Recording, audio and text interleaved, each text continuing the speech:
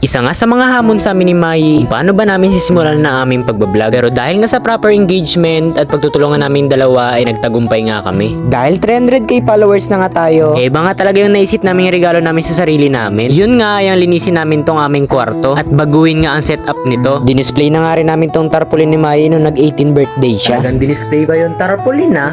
Proud yarn? Psst. Proud yarn? Kami na natin. Utos ng boss.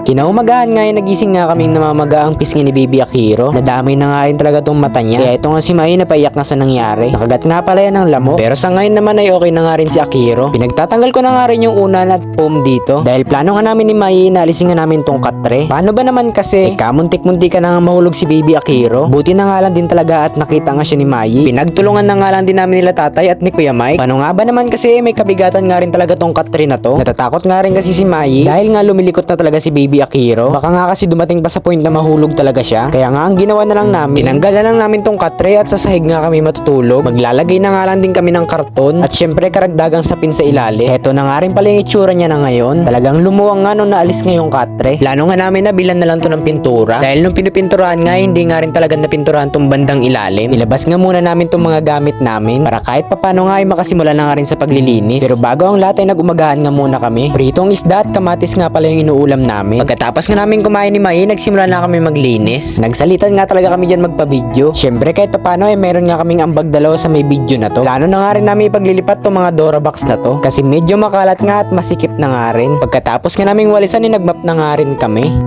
After many years, yun, nakalinis din kami ng kwarto.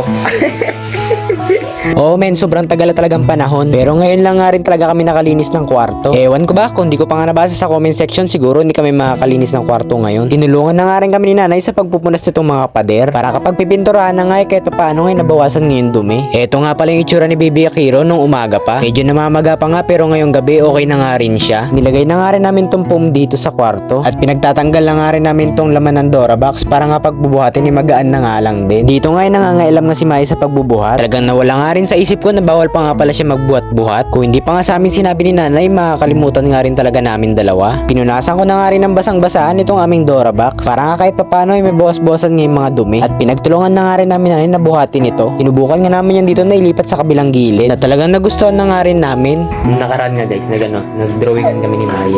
Tapos yun, nalungkat na naman niya. Nagsama na naman yung loob sa akin. Tingnan, pagkata. Saan ako dyan? Saan ako dyan? Yan guys, dinrawing ko siya guys. May sungay. Tapos ako guys, ganda ng drawing niyo. Natatawa nga talaga ako kasi ngayong mga time na yun talagang umiyak nga si Mai. Nag-expect ba naman siya na magandang drawing mula sa akin? Tapos nung nakita niya nga ganun nga talaga yung itsura. Dito nga mga maminser rin nilalagay niya na nga itong mga needs ni Baby Akiro. Kunin mo na ang lahat sa akin. Wag lang ang aking mahal. Pinaglalagay na nga lang din namin to sa sako yung ibang mga kalat nga namin dito. Uy, wag yan. Hindi mo kasama. Kago.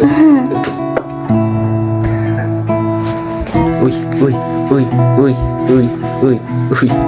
Eto na nga rin pala yung mga nag-iitsura niya nung natapos na nga rin kami. Bago nga matapos ang video na to, may gusto nga rin kami sabihin sa inyo.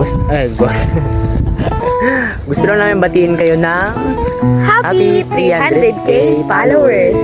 Thank you guys. Thank you sa inyo.